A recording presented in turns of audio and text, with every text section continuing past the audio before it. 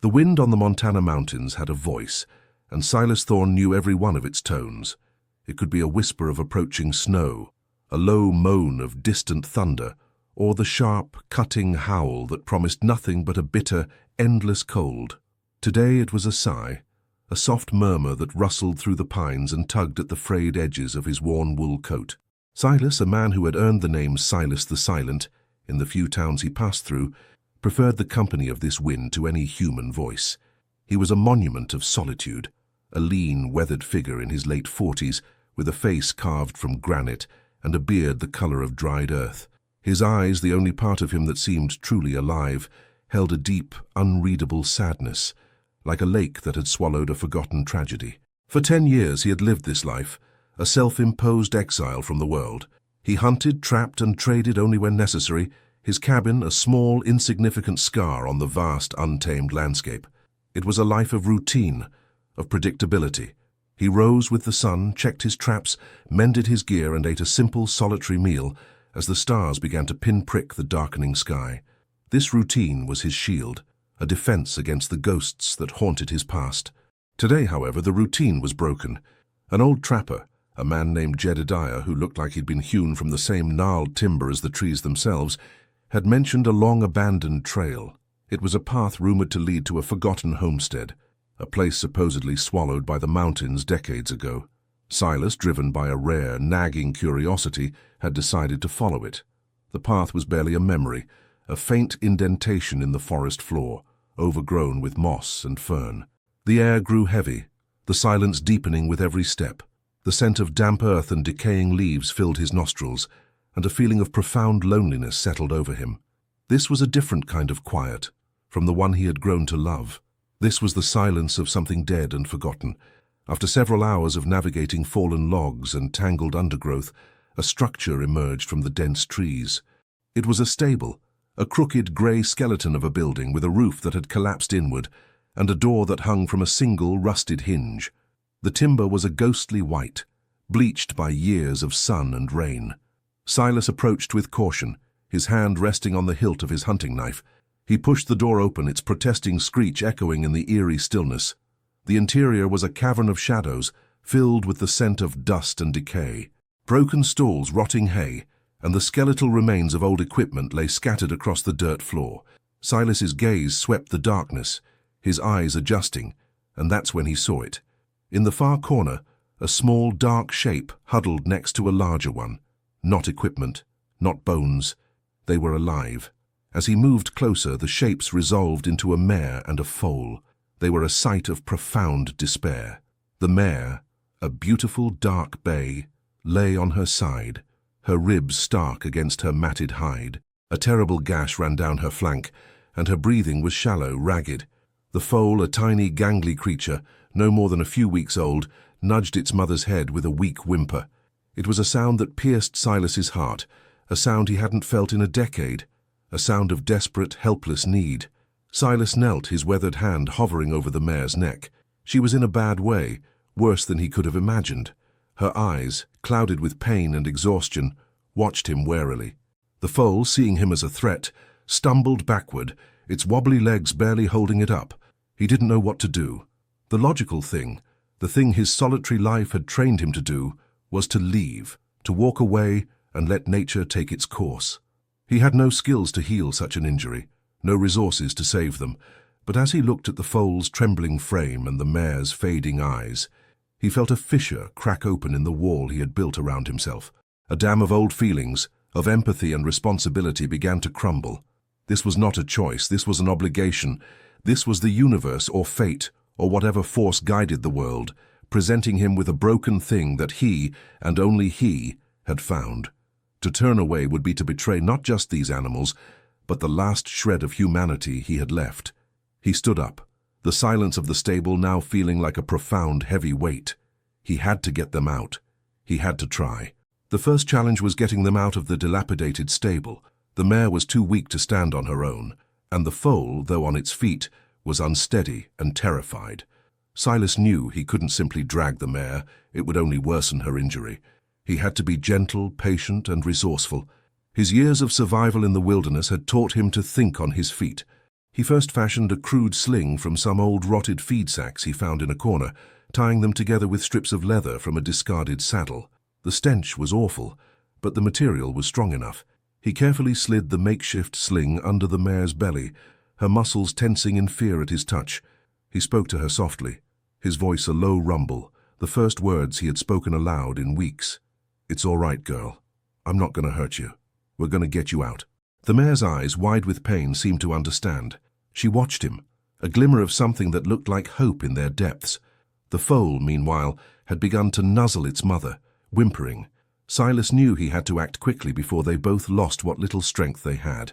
It was an exhausting, back-breaking process. Using his own strength and the makeshift sling, he managed to guide the mare, inch by agonizing inch, toward the open doorway. The foal, surprisingly, followed close behind, its small body brushing against Silas's legs. The simple act of moving the mare from the stale darkness into the open air of the forest felt like a monumental victory. But the stable was just the beginning. Their true journey was miles away, down the mountain and to the nearest town. It was a perilous trek, even for a man, a near impossible feat for a sick mare and a newborn foal. Silas knew the odds were stacked against them. The sun was beginning to dip below the horizon, painting the sky in fiery hues of orange and purple. The night would bring a biting cold, and he had no shelter prepared for them. He decided to make a temporary camp for the night. He found a small, sheltered clearing, surrounded by a ring of thick pines that would offer some protection from the wind. He used his hatchet to chop a small pile of firewood and started a fire, its warmth a welcome contrast to the encroaching chill. He then turned his attention back to the mare. The gash on her flank was deep and infected. He carefully cleaned it with water from his canteen and a piece of cloth torn from his own shirt. The mare flinched, but she didn't fight him. It was a silent, desperate trust. He had no medicine, no way to stitch the wound. All he could do was keep it clean and hope for the best. He also found some edible moss and roots for the foal, as the mare was too weak to produce enough milk. The little creature ate it hesitantly at first, but soon devoured it with a frantic hunger. Silas watched them, the three of them, the mountain man, the injured mare, and the struggling foal. A strange, isolated family, huddling around a small fire in the middle of a vast, indifferent wilderness. That night, Silas didn't sleep. He sat by the fire, a rifle across his lap, his eyes fixed on the mare and foal. He was no healer, no farmer, no horseman. He was a survivor, a man who had mastered the art of being alone. Yet here he was, taking on a burden that he had no business carrying. He thought of the past, of the people he had failed to save. The memories were a physical ache in his chest, a constant pressure he had lived with for years. He saw his reflection in the mare's eyes, the same haunted look, the same desperate weariness. They were both broken things, abandoned and alone. And in that moment, he understood why he couldn't leave them. Saving them wasn't about the animals. It was about saving himself. It was a chance to prove, even if only to the silent, watchful trees, that he was not a monster, that he could still care, that he could still try. As the first light of dawn broke, painting the sky in soft shades of pink and gold, Silas made a decision. He had to get them to the nearest town, Willow Creek. He had to swallow his pride, his isolation, and ask for help. It was a terrifying thought, but as he looked at the foal nuzzling its mother, a silent promise formed in his heart. He would do whatever it took. He would not fail again. Willow Creek was a town built on stubbornness and desperation. A small collection of clapboard buildings clinging to the banks of a shallow, meandering river, it was a place that had seen better days. The gold rush had long since passed, and the lumber trade was drying up. Now the town survived on the meager trade of a few cattle ranchers and the occasional trapper who dared to brave the surrounding mountains. As Silas led the mare and foal down the main street, he felt every set of eyes on him. The townsfolk of Willow Creek were a mix of weathered ranchers, stoic shopkeepers, and a few drifters looking for their next meal. They were used to seeing solitary figures, but they were not used to seeing a man like Silas. He was an enigma, a legend whispered about in saloons, the silent man of the mountains. The sight he presented was even more unusual. A giant of a man, his clothes caked in dirt, leading a half-dead mare and her wobbly foal through town. The mare, limping painfully, her head bowed low, looked a ghost of her former self. The foal, confused and exhausted, stumbled along beside her. A small crowd began to form, their murmurs growing louder. "Is that Silas?" one man whispered. "Look at that horse." "What happened?" a woman asked, her hand covering her mouth. The stares felt like a physical weight pressing down on him. Silas ignored them, his gaze fixed straight ahead, his jaw set. He was looking for a specific place, the livery. A sign, faded but still legible, read, "Willow Creek Livery and Blacksmith," over a wide open door. He led the horses inside, the sudden shade a welcome relief. The air inside smelled of hay, leather, and horse manure, a familiar, comforting scent. A man emerged from the back, wiping his hands on a greasy rag. He was a stocky man with a face like a friendly bulldog and kind, intelligent eyes. This was the town's blacksmith and farrier, a man named Gideon. He stopped short when he saw Silas and the state of the animals. "Silas," Gideon said, his voice a low rumble, "haven't seen you in a decade. What in God's name happened?" Silas didn't answer right away. He simply stood there, his presence filling the space, his silence speaking volumes. He gestured toward the mare.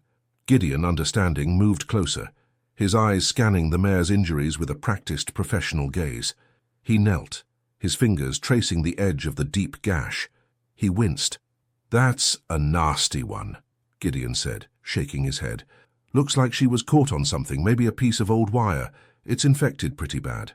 "Can you help her?" Silas asked, the words feeling foreign and rusty in his throat. Gideon looked up at him, a flicker of surprise in his eyes. The legendary silent man was asking for help. "I can do my best, but she needs more than a farrier. She needs a vet. Lucky for you, we have one now. She's a young woman fresh out of school.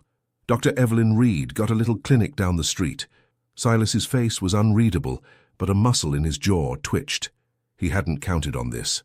A woman, a doctor. He was used to dealing with men who understood the language of the wilderness and the economy of few words. "She's good, Silas. Best we've had in a long time," Gideon added, as if sensing his hesitation. Silas nodded, his decision already made. He had come this far. He wasn't going to turn back now. He tied the horses to a post and said to Gideon, "Look after them. I'll be back." As he walked down the street toward the vet's clinic, the stares followed him.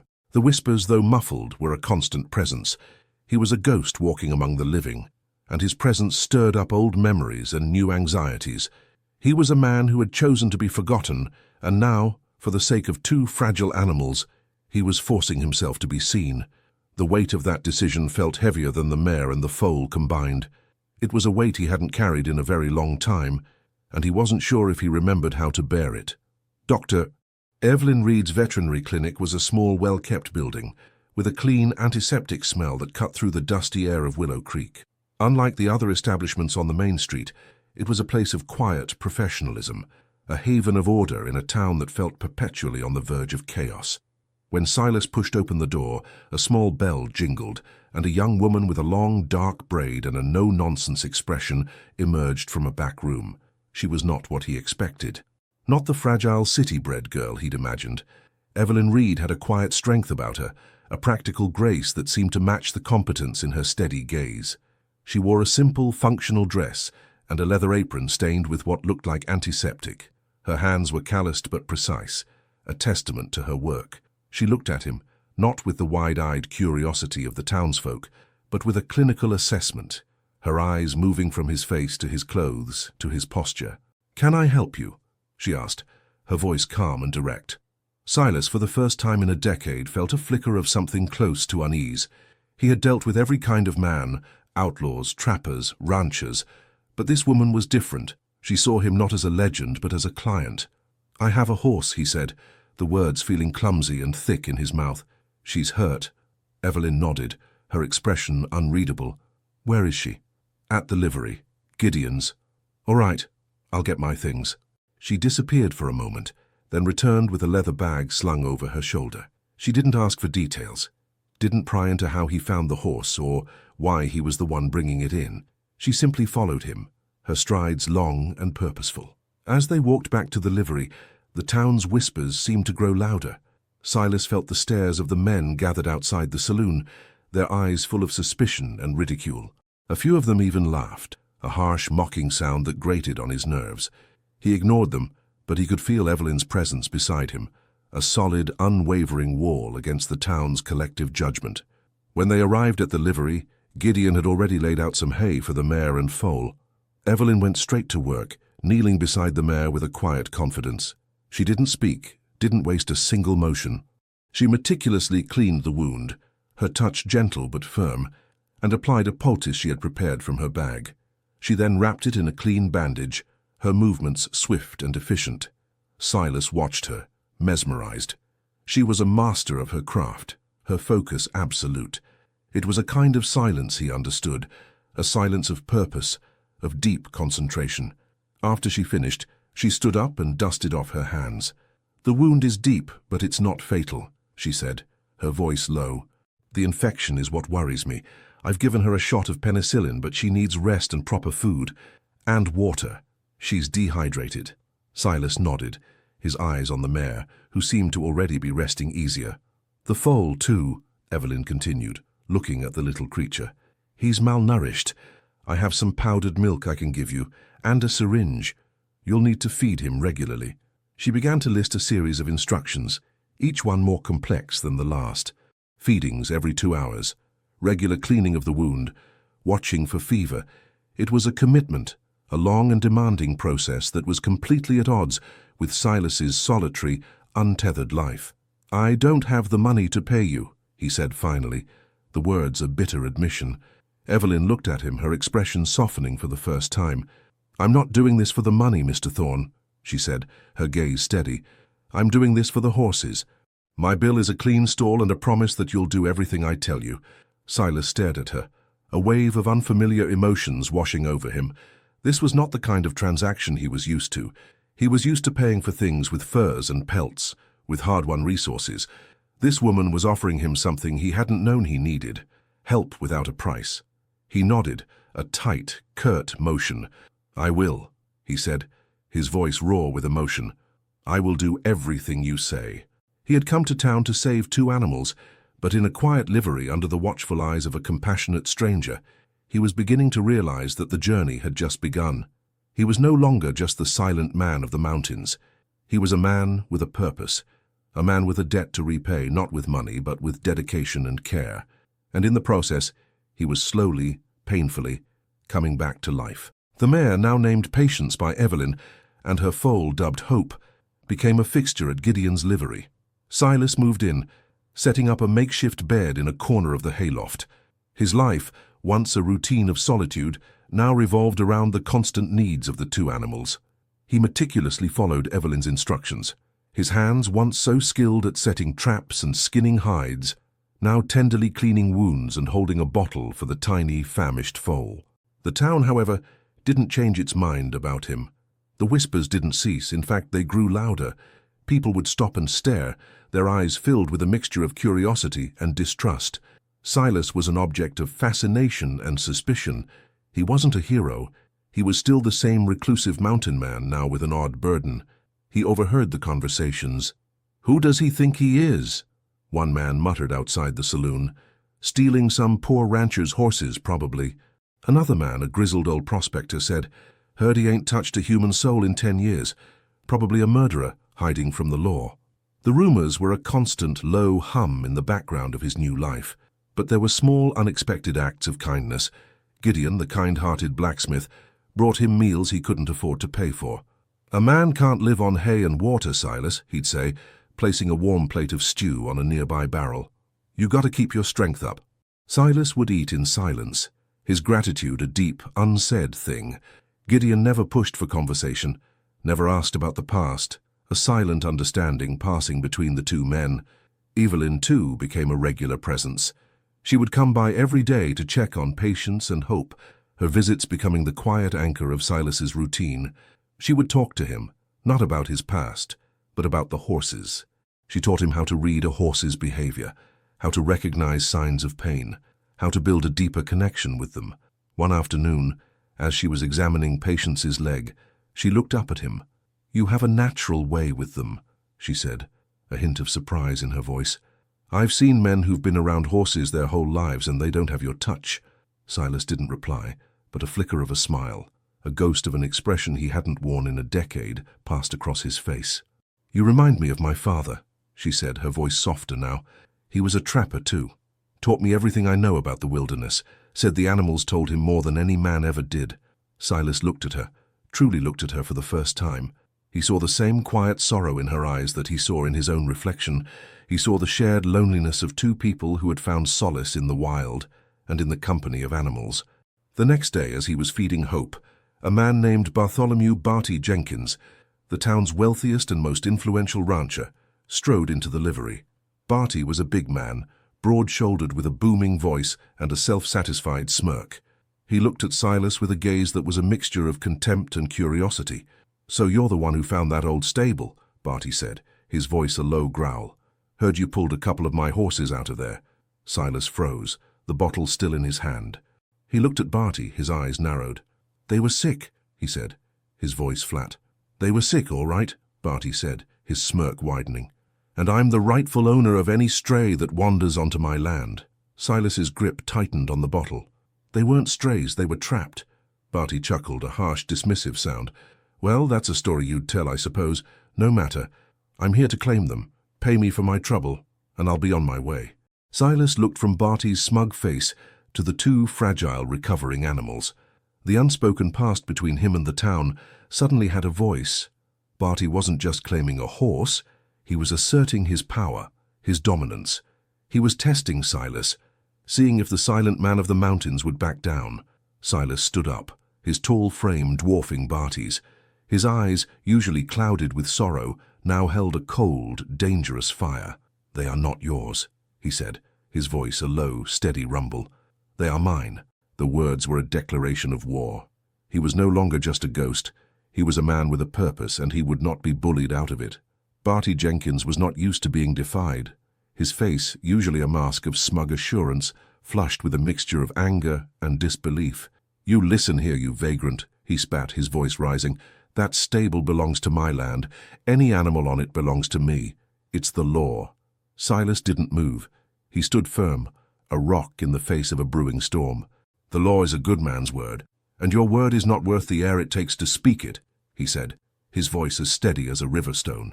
The commotion had drawn a small crowd to the livery door. They watched, their faces a mix of fear and morbid curiosity.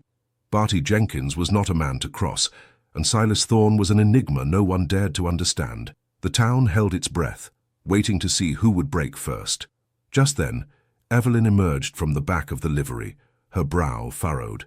She had heard the raised voices. She looked at Barty, then at Silas, her gaze settling on the frightened mare and foal. "Mr. Jenkins," she said, her voice clear and calm, cutting through the tension. "These animals are gravely ill. They require extensive care and medicine, the kind of care they clearly were not getting. I can confirm the mare's injuries are consistent with being trapped and neglected." Barty scoffed. "And what would a little city doctor know about ranching? They're just a couple of strays, and I want them back." "They are not strays," Evelyn stated, her voice hardening. "They were found trapped in an old stable, and the mare is branded. It's a brand I've seen before, but it's not yours, Mr. Jenkins." Barty's eyes flickered, a hint of genuine surprise, and then a flash of anger. "That brand is old. It belongs to the Oakhaven Ranch. That family sold their land to me years ago, and I inherited all their livestock." Evelyn raised an eyebrow, a clear sign of her skepticism. The Oakhaven Ranch family was a decent lot. They wouldn't have abandoned two animals, let alone let them suffer like this. Not to mention the brand is on the wrong side. The Oakhaven brand was always on the left flank. This one is on the right. Barty's face tightened. The townsfolk murmured, their curiosity now turning into something more. They all knew about the Oakhaven Ranch, an old family that had mysteriously disappeared a few years back, their land quickly absorbed by Barty Jenkins. The whispers had always suggested a shady deal, but no one had ever had proof. Silas watched the exchange, his mind working quickly. He hadn't noticed the brand, too focused on the mare's injuries, but Evelyn's sharp eyes had caught it. It was a subtle detail, but it changed everything. Barty's bluster began to crumble. He was losing control of the narrative. "This is preposterous," he bellowed. "I'm not going to argue with a girl and a vagrant over a couple of worthless nags. I'll be back with the sheriff, and we'll see who's right." He turned and stomped out of the livery. the crowd parting for him. The tension in the air dissipated, but a new, more dangerous atmosphere settled in. The town had seen a man stand up to Barty Jenkins, and they had seen him do it with quiet defiance and the backing of a sharp-witted doctor. The whispers were no longer just about Silas. They were now about Barty. Evelyn turned to Silas, her face grim. "He's not lying about one thing," she said. "The Oakhaven Ranch. They were good people. There were always whispers about their sudden departure. Now with this mayor, I have a feeling there's more to that story than anyone knows." Silas looked at the mayor. A horse, an animal, a victim was now a key to a town's hidden history. The quiet life he had sought was now a battlefield, and he was at the very center of it. "He'll be back," Silas said, stating the obvious. "I know," Evelyn said, "and we'll be ready." As she left, Silas felt a strange sense of companionship. He was no longer a ghost, fighting a private battle. He was a part of something, a team. And for the first time in a decade, he didn't feel the weight of his solitude. He felt the weight of a shared purpose, and it was a burden he was willing to carry. The next few days passed in a tense, watchful quiet. Barty Jenkins was true to his word. He returned with Sheriff Brody, a man whose face was a study in indecision, caught between his duty to the law and his deference to Barty's power. Sheriff Brody was a man of the town, not the law. He wore his star like a heavy, ill-fitting coat, and his loyalties were more to the saloon keeper, who extended his credit than to any notion of justice. He listened to Barty's boisterous claims, then to Evelyn's calm, detailed testimony about the brand and the mare's condition. He looked at Silas, a man he had heard of but never seen, and saw the cold, determined look in his eyes. "The brand's on the right side, Sheriff," Evelyn repeated, her voice steady. "The Oakhaven family brand was on the left. That's a known fact." Brody sighed, running a hand through his thinning hair. "Brands can be altered, Doctor, and the Oakhaven land is Mr. Jenkins' property now. The animals were found there." "They were trapped in a stable that was clearly abandoned for years," Silas interjected, his voice low and firm. "That suggests they were intentionally hidden." The sheriff looked from one to the other, a bead of sweat forming on his brow. He was out of his depth. This wasn't a simple brawl or a minor theft. This had the stench of a deeper, more complicated conflict. "Look," he said finally, "the law says that any unclaimed livestock on a man's property is his, but the animals are clearly in no condition to be moved. I'll give you 2 weeks. If you can get them to a better state, we'll see about the ownership. But in the meantime, they stay here." It was a small victory, but it was a victory nonetheless. Barty was furious, but he couldn't argue with the sheriff's decision. 2 weeks. It was a reprieve, a chance for Silas and Evelyn to prove that the horses were not just property, but living, breathing creatures in their care. The battle had now moved from the physical to the unseen. It was a battle of will, of resilience, and of time. Silas and Evelyn fell into a rhythm, a silent, focused partnership. She would come by every morning and evening, bringing new medicine and checking on the horses' progress. He would spend the entire day with them, cleaning the stalls, feeding them by hand, and speaking to them in the low, calming tones he used for the wilderness. Hope, the foal, began to thrive under his care. His wobbly legs grew stronger, and he would nuzzle Silas's hand, a tiny, trusting creature. Patience, too, was slowly healing. The infection began to recede, and she started to take small, wobbly steps on her own. The hope that had seemed so elusive when Silas first found them now had a face and a name. But the town's hostility lingered. Barty Jenkins, enraged by the sheriff's indecision, began to spread more vicious rumors. He accused Silas of being a horse thief, a murderer on the run. The saloon-goers, once just curious, now treated Silas with open disdain. They'd mutter insults as he passed, their words like stones thrown at his back. Silas, a man who had chosen to be invisible, now found himself hyper-visible, the object of a town's malice. He could feel their contempt, their suspicion, and it was a heavy weight. He was a man with a haunted past, and they were judging him not on what he was doing now, but on the silent, unknown history that had made him. One evening, as he was sitting by the fire, a figure emerged from the shadows. It was Gideon. He sat down on a hay bale, his kind eyes fixed on the fire. "Don't let them get to you, Silas," Gideon said, his voice quiet. "They're a mob of cowards. They see a good man, a man doing a good thing, and they try to tear him down. Because they're afraid of what it means. They're afraid of what they're not." Silas didn't respond, but he listened. He was used to being alone, but he was slowly learning what it meant to have allies. Evelyn's sharp intellect, Gideon's quiet compassion. They were his only friends in this hostile place, and their support was a lifeline. He looked at Patience, who was now resting peacefully, her breathing even and steady. He had no choice but to fight, not just for the horses, but for the truth. He had to prove that a man's worth wasn't measured by his past, but by his actions. He had to show them that a ghost could become a man again, and that a forgotten stable could indeed shake a whole town to its core. Silas had spent a decade running from the past, but Willow Creek was proving to be a place where shadows had a way of catching up. The town's collective memory, fueled by Barty Jenkins's animosity, was turning his quiet act of compassion into a public spectacle. The whispers grew into open accusations, and Silas began to feel the heavy weight of a reputation he hadn't earned. One afternoon, a young boy, no older than 10, came to the livery. He was a small, timid child with wide, frightened eyes.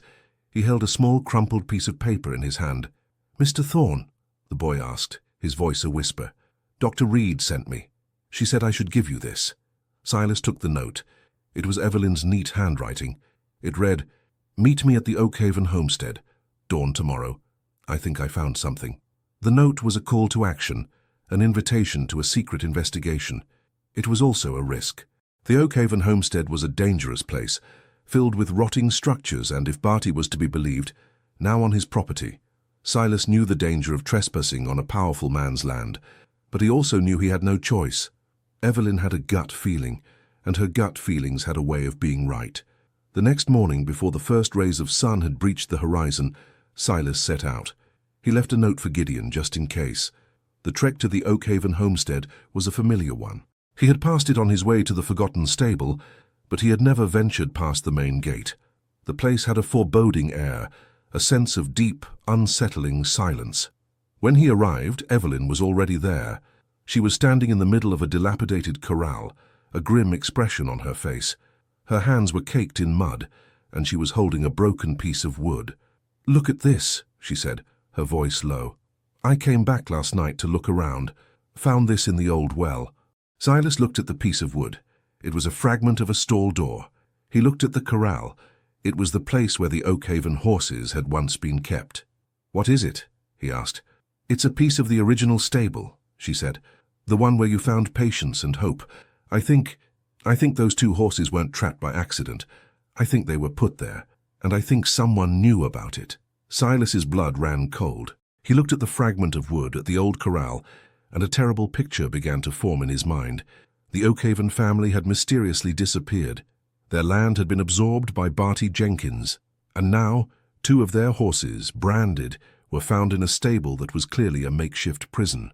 "I found this," Evelyn said, her voice shaking slightly. She handed him a small, tarnished silver locket. It was caked in mud, and the engraving was faded, but he could make out a single letter, A. "I found it in the mud near the well. It was buried, almost as if someone had thrown it there." Silas held the locket. It felt impossibly heavy in his hand. It was a tangible link to a story that was now becoming terrifyingly clear. The Oakhaven family hadn't simply left. They had been victims. The horses were the last living witnesses to a crime. As they stood there, a sudden sound made them both jump. A horse whinnied, a frightened, desperate sound. They looked up and saw a figure on a horse silhouetted against the rising sun. It was Barty Jenkins, and he wasn't alone. He was with 2 other men, their faces grim and their hands resting on their holstered guns. Barty's face was a mask of cold fury. "So, the little doctor and the mountain man, snooping on my property. Didn't the sheriff warn you to stay away?" "We found some things, Mr. Jenkins," Evelyn said, her voice steady despite the trembling in her hands. "Things you might be interested in." Barty's eyes narrowed. He looked at the fragment of wood in her hand, at the locket in Silas's. His gaze lingered on the locket, a flash of recognition in his eyes that was immediately masked by a cold, calculating rage. "Trespassing is a crime," Barty said, his voice dangerously low. "And what you're holding there is my property. You'll hand it over now, or we'll do this the hard way." Silas looked at Evelyn. Her eyes were wide, but she wasn't afraid. She was determined. He closed his hand around the locket, the small piece of metal, a physical symbol of the truth he now had to protect. "We're not going anywhere," he said, his voice a low, steady rumble. "And you're not getting this back." He was no longer a man running from his past. He was a man standing in the face of another's dark history, and he was ready for the fight. The standoff at the Oakhaven homestead lasted for what felt like an eternity. The first light of dawn painted the scene in an eerie golden hue, illuminating the dust motes dancing in the air and the tense, coiled figures of the men on horseback. Barty Jenkins, a dark silhouette against the rising sun, was a picture of cold fury. "You're making a mistake, Silas," Barty said, his voice a low growl. "That locket is proof of nothing. It's just a piece of old junk. Hand it over, and we can all go home." "It's not just a piece of junk," Evelyn said, her voice trembling but firm. "It has the Oakhaven family crest on it, and it has the initial A. The Oakhaven's daughter was named Amelia. It belonged to her." Barty's face, which had been a mask of calculated menace, now twisted into a look of genuine panic. He looked at his two men, and a silent command passed between them. "Get them," Barty said, his voice a hiss. "Get the locket, and don't let them leave with it." Silas didn't hesitate. He grabbed Evelyn's hand and pulled her behind a crumbling stone wall. The first shot rang out, a sharp, deafening crack that shattered the morning's peace. Dust and rock chips exploded from the wall where they had been standing just moments before. "The woods!" Silas yelled, pulling her in the direction of the thick pines.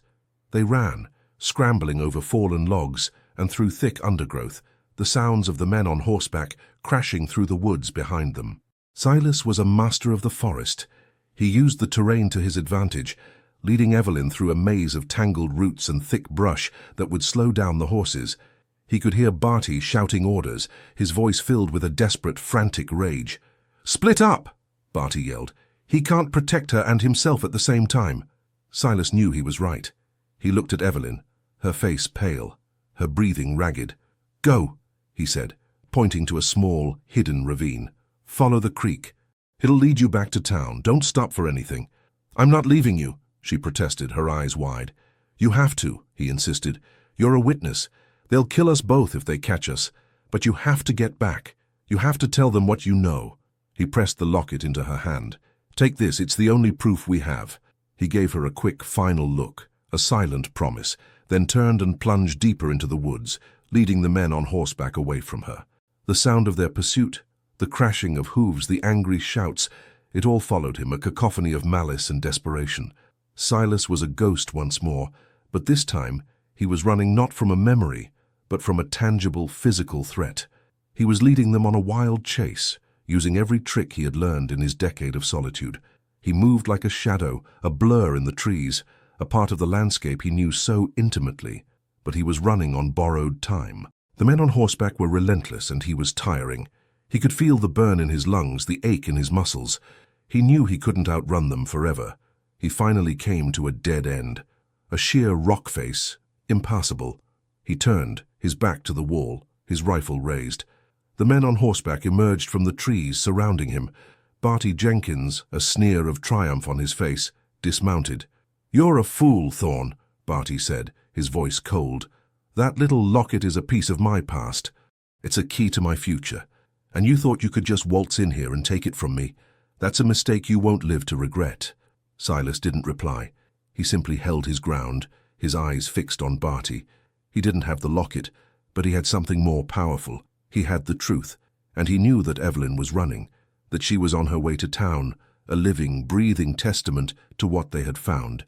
He looked at Barty, his face a mask of cold resolve. "She's already gone," Silas said, his voice a low, steady rumble.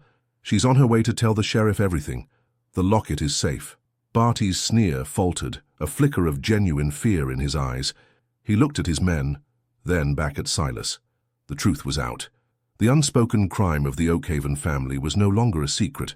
It was a race against time, a battle to save 2 horses, a doctor, and the very soul of a town.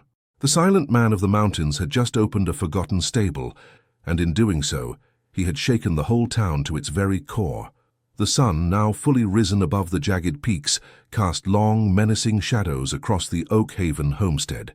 Barty Jenkins stood before Silas, his face a mask of cold fury, his 2 hired men flanking him, their hands resting on the butts of their pistols. The air, once cool and crisp with the promise of a new day, now felt thick and heavy with unspoken threats. "She's a doctor, Thorne," Barty sneered, taking a step forward. "She's not a wilderness runner. She's not going to make it. And when I find her, I'll take that locket and I'll burn it to ash. And then I'll come back for you." Silas didn't flinch. The lie he'd told, that Evelyn had the locket and was on her way to town, was a gamble, a dangerous, desperate gamble. He had to keep Barty believing it. He had to be the distraction. He had to buy her enough time to get to safety, to get the truth to the sheriff. "You're too late, Jenkins," Silas said, his voice a low, steady rumble that seemed to fill the clearing. "The truth is on its way to town. You can't stop it. The horses are just the beginning.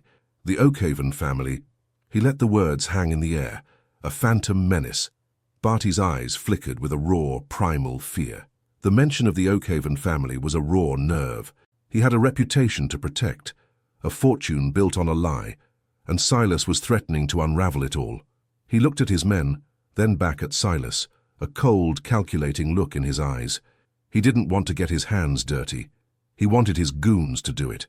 "He's a liar," Barty spat, his voice strained. "He's bluffing. The locket is on him. Get it." The two men moved forward, their movements swift and practiced. Silas dropped into a low crouch, his rifle held loosely but ready. He wasn't a man who sought violence, but he had lived a life where it was often the only language understood. He had spent years honing his instincts, learning to move with the same fluid grace as the predators he hunted. The first man, a brutish figure with a scarred face, charged him. Silas sidestepped, letting the man's momentum carry him past.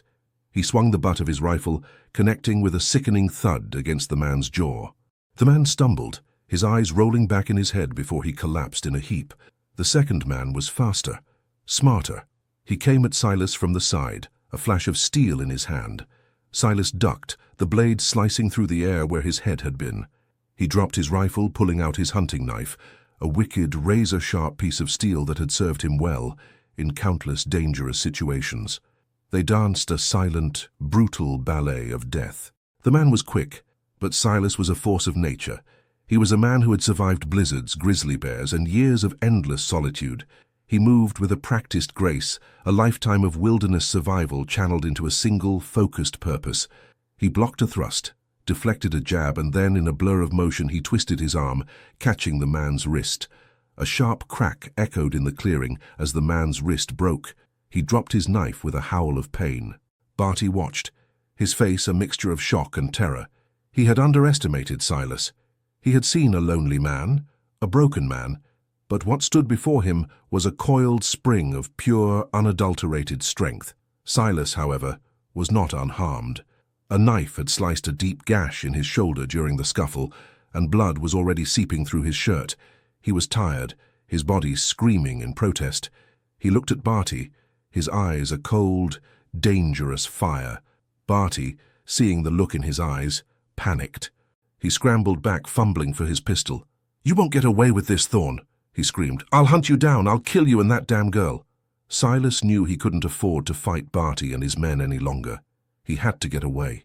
He had bought Evelyn the time she needed. He turned and plunged back into the woods, disappearing into the thick trees, as the first shots from Barty's pistol rang out, missing him by inches. The chase was on, but this time it was a deadly game of cat and mouse, with Silas as the quarry. He was wounded, exhausted, but he was alive. He was a ghost once more, but this time he was a ghost with a purpose. Evelyn ran. She ran like she had never run before. The locket clutched so tightly in her hand that its sharp edges dug into her palm. She could hear the shouts and the gunshots behind her, a terrifying symphony of violence that echoed through the otherwise silent woods. She didn't look back. She couldn't. Her only thought was Silas's face, his calm, resolute expression as he told her to run. She was a doctor. She was a woman who dealt with life, with healing, with science. She had spent her life in sterile, controlled environments, not in a life-or-death chase through the untamed wilderness. She stumbled over roots, her leather shoes slipping on the damp earth. A low-hanging branch scraped her face, leaving a stinging scratch. But she kept going, fueled by a surge of adrenaline and a burning sense of purpose. She followed the creek as Silas had instructed. Its cool, clear water was a welcome sight, a beacon of hope in the terrifying landscape. The sound of the rushing water helped to muffle the sounds of pursuit behind her, but she knew they were still there. She could feel them, a cold dread creeping up her spine. She was not a stranger to hard work. She had spent long nights in medical school, had labored over a difficult birth in a drafty barn, had amputated a limb with nothing but a rusty saw and her own courage. But this was a different kind of challenge. This was primal. This was survival. She thought of the locket in her hand. It was cold, heavy. It was more than a piece of jewelry. It was a testament to a life lost, to a truth buried. It was the only reason she and Silas were in this terrifying predicament. And it was the only thing that could save them. The creek began to widen, its banks becoming less steep. Evelyn recognized the terrain now. She was getting closer to the town, the site of a familiar landmark, a tall, gnarled oak tree that she often passed on her way to visit a remote ranch, gave her a fresh burst of energy. She pushed herself harder, her lungs burning, her muscles screaming in protest. She finally broke free of the dense trees and into a wide, open field. The town of Willow Creek was a welcome sight in the distance, a cluster of buildings that looked like a fortress of safety and civilization. She ran across the field, her clothes torn, her face scratched, her heart pounding a frantic rhythm against her ribs. As she reached the first streets of the town, people began to stare. Their faces, a mix of curiosity and concern, blurred into a single, worried expression. She didn't stop. She ran past the general store, past the saloon, past the empty, silent church. She ran until she reached her destination, the sheriff's office. She burst through the door, a whirlwind of exhaustion and desperation. Sheriff Brody was sitting at his desk, his face buried in a ledger. He looked up, startled, his eyes widening in alarm at the sight of her. "Dr. Reed!" he exclaimed, jumping to his feet. "What in tarnation—" Evelyn, gasping for breath, could barely get the words out. "Sheriff, it's Silas. We found the locket." She collapsed into a chair, her legs giving out. The sheriff, seeing her state, moved quickly. He poured her a glass of water from a pitcher on his desk and held it out to her. "Slow down, Evelyn. Take a drink. Tell me what happened." She took a long, desperate gulp of water, her trembling hands barely holding the glass. She looked up at the sheriff, her eyes filled with a new kind of resolve. "Barty Jenkins," she said, her voice steady now despite the tremors. "He's a murderer, and he's going to kill Silas." The words, spoken aloud, had a chilling finality. The locket, a small, unassuming piece of metal, now held the weight of a terrible truth. It was a witness to a crime, a key to a story that had been buried for too long, and Evelyn, a city girl with a medical degree, was its reluctant, terrified guardian. She had made it. But the battle had only just begun. Sheriff Brody stared at Evelyn, the words "he's a murderer" hanging in the air between them like a toxic vapor. He had known Barty Jenkins for years, had seen him rise from a land speculator to the most powerful man in Willow Creek. He had always known that Barty was a man of questionable character, but a murderer. The accusation was a bitter pill to swallow. "Evelyn, you've been through a trauma," he said, his voice laced with a paternal, almost dismissive tone. "You need to rest. We'll talk about this later." Evelyn, however, was not to be dismissed. She slammed the locket down on his desk, the sound a sharp, authoritative click that made him jump. "This is not a story, Sheriff. This is proof. This locket belonged to Amelia Oakhaven. It's the same locket her family had been trying to find for years after they went missing. We found it buried at their homestead, right next to the old well." Brody picked up the locket, his fingers tracing the engraved initial A. A chill ran down his spine. The Oakhaven family's disappearance had always been a mystery, a quiet, unresolved tragedy that the town had learned to live with. They had accepted Barty's story of a sudden move, a new start. But now, the pieces of the puzzle began to fit together, forming a grim picture. Evelyn's voice, now a torrent of words, filled the office. She recounted the entire story: the abandoned stable, the sickly horses, the Oakhaven family brand, Barty's confrontation at the livery, and the final, terrifying chase in the woods. "He's after Silas now," she concluded, her voice raw with emotion. "He knows we have the proof. He knows we have the truth, and he's going to silence him for good." Sheriff Brody was a man of habit. He liked his days to be predictable, his problems to be small and manageable. This was not a small problem. This was a powder keg, and he was standing on top of it. He looked at Evelyn, her eyes filled with a desperate plea. He looked at the locket, a silent, damning witness. He looked at his own reflection in the window, a man who had chosen to turn a blind eye for too long. He could ignore her. He could chalk it up to a woman's hysteria, to a mountain man's wild imagination. He could keep the peace and keep Barty happy. But the truth, once it has been spoken, can never be unsaid. The ghost of the Oakhaven family, of the two horses in the livery, was now haunting him. He slammed his fist on the desk, a sound of frustrated rage. "Damn it," he muttered. "Damn it all to hell." He stood up, grabbed his hat, and strapped on his belt with a decisive snap. "Get Gideon," he said to Evelyn. "Tell him to get a posse together. We're going to that homestead, and we're going to bring in a murderer." Evelyn's face, which had been a mask of fear and exhaustion, now broke into a look of profound relief. She had done it. She had convinced him. The sheriff, the reluctant arbiter of justice, had made his choice. The lines were now drawn. The town was about to be split in two.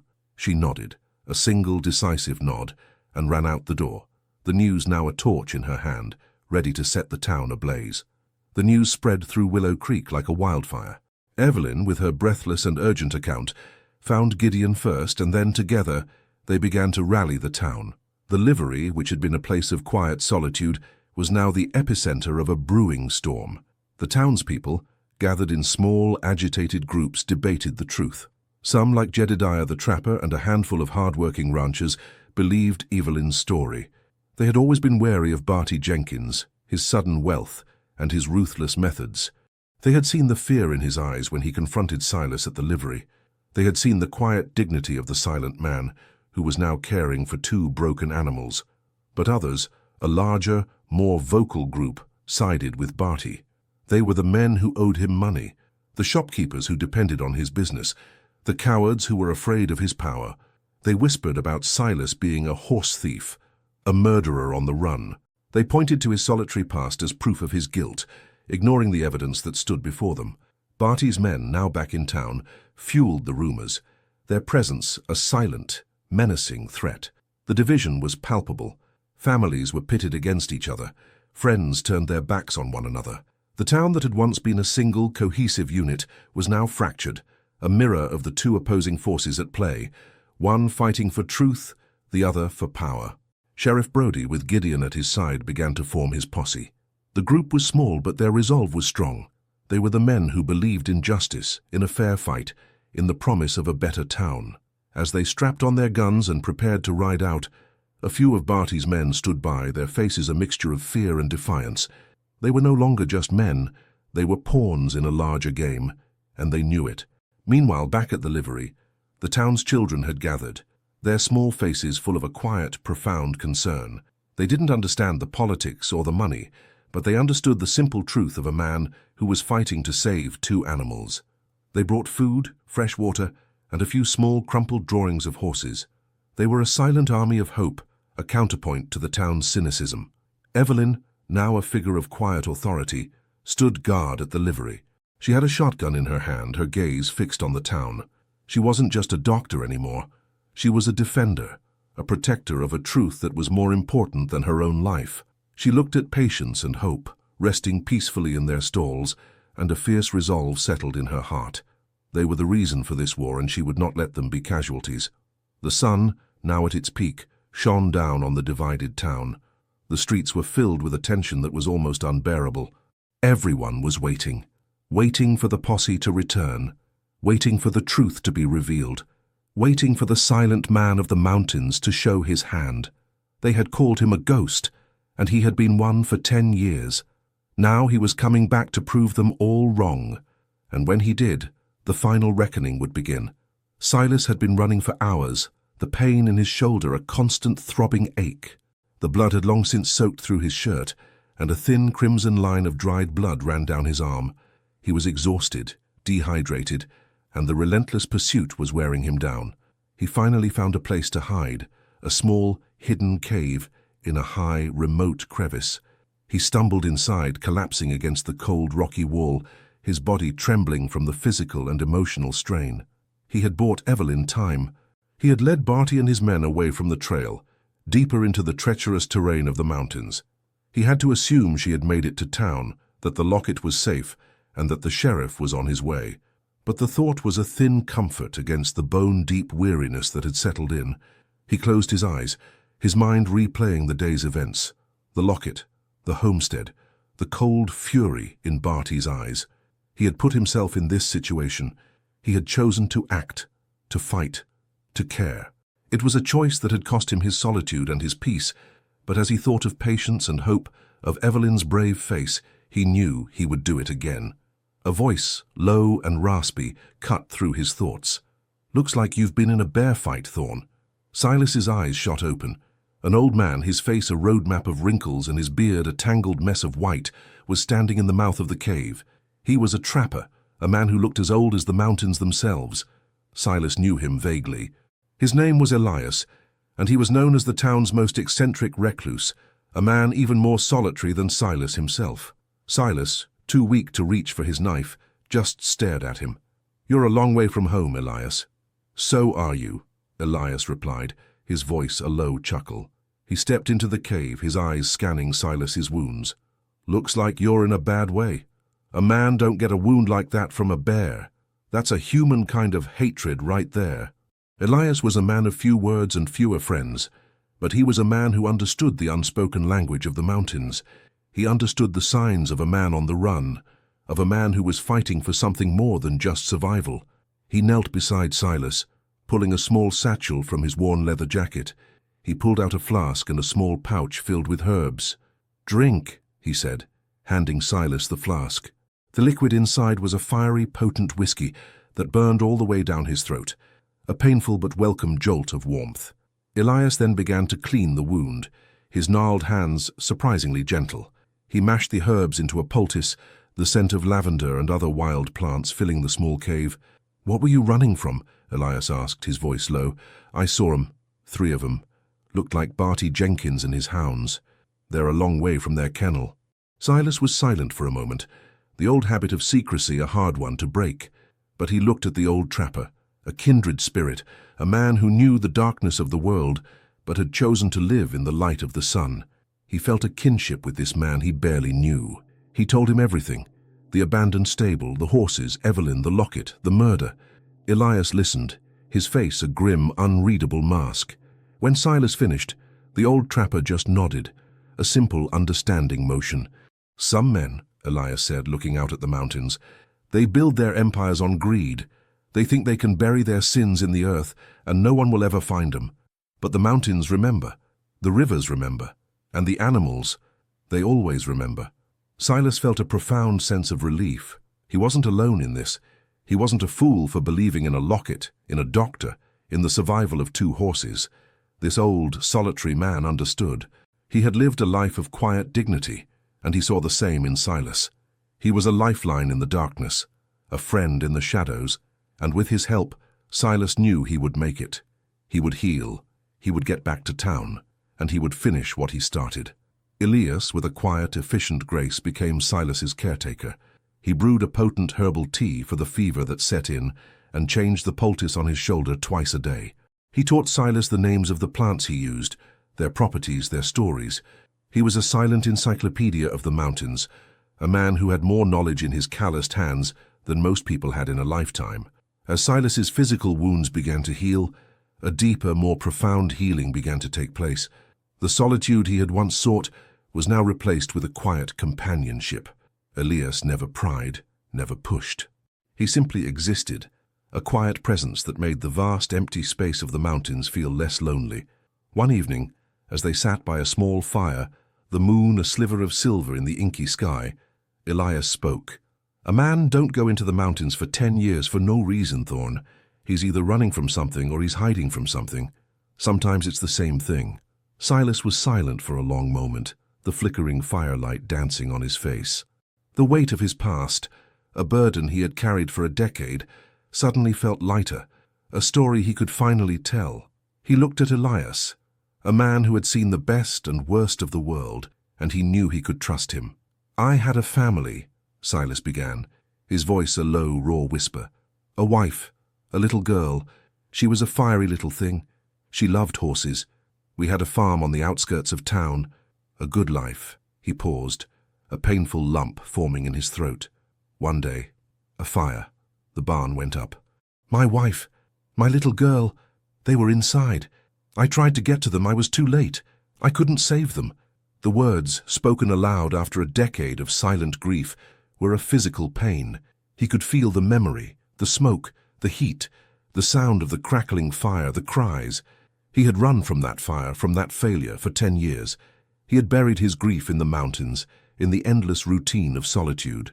Elias listened, his face unreadable. He didn't offer platitudes or empty words of comfort. He simply nodded, a silent acknowledgement of a shared humanity, of a shared pain.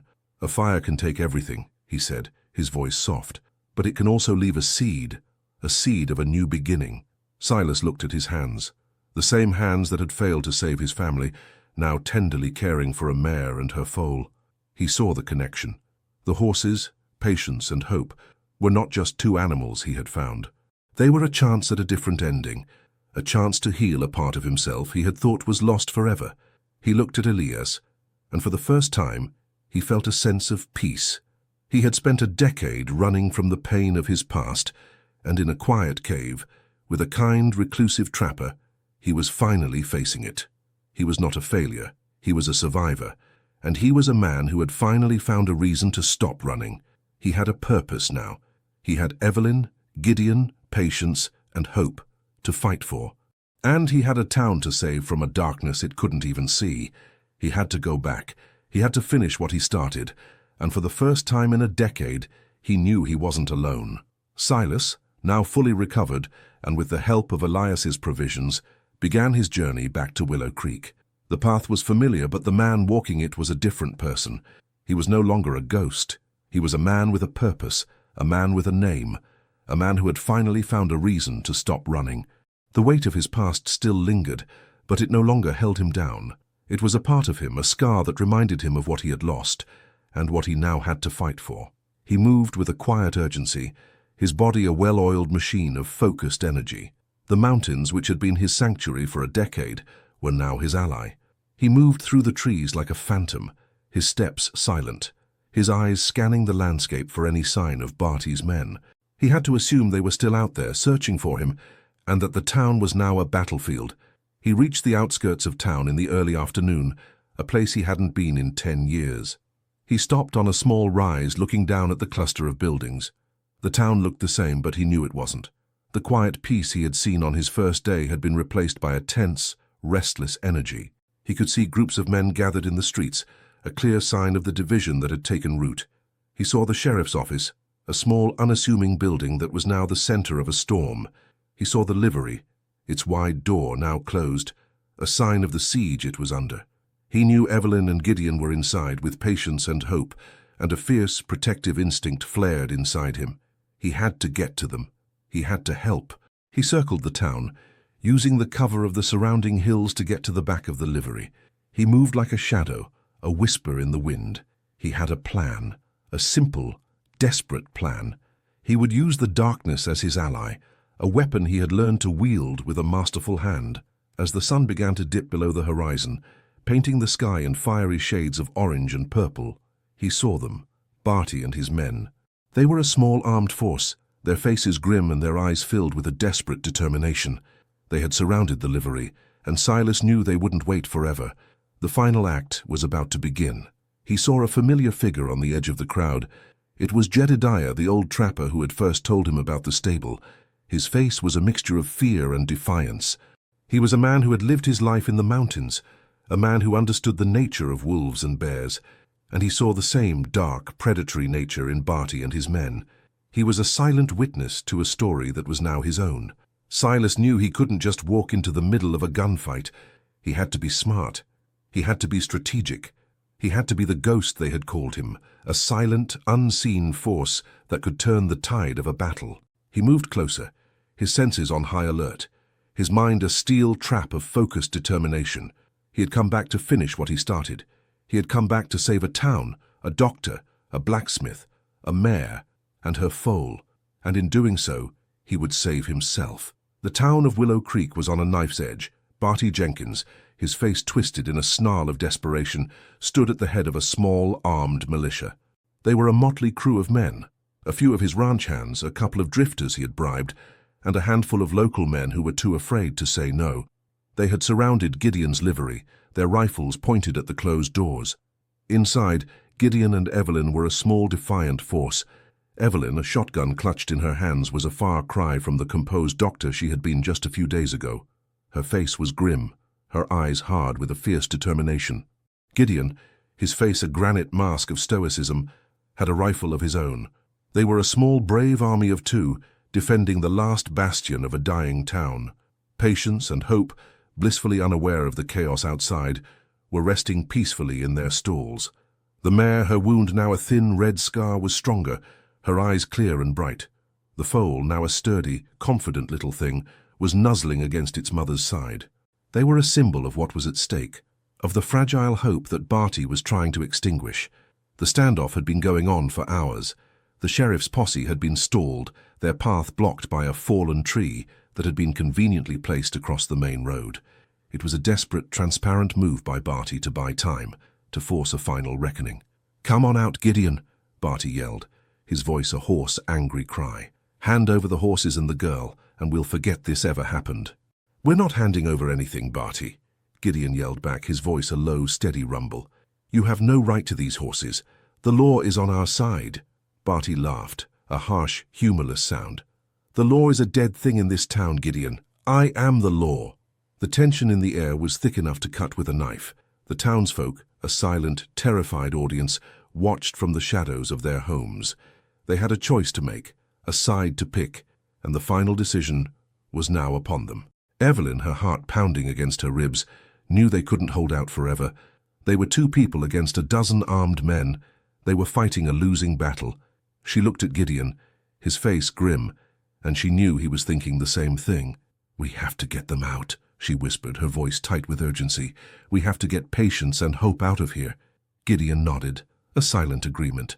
He pointed to a small wooden door on the side of the livery, a door that led to a small alleyway.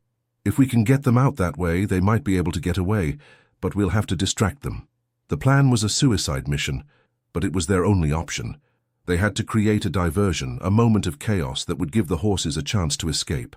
Evelyn looked at her shotgun, at the two horses, and at Gideon, a man she had only known for a few days but who was now her most trusted ally.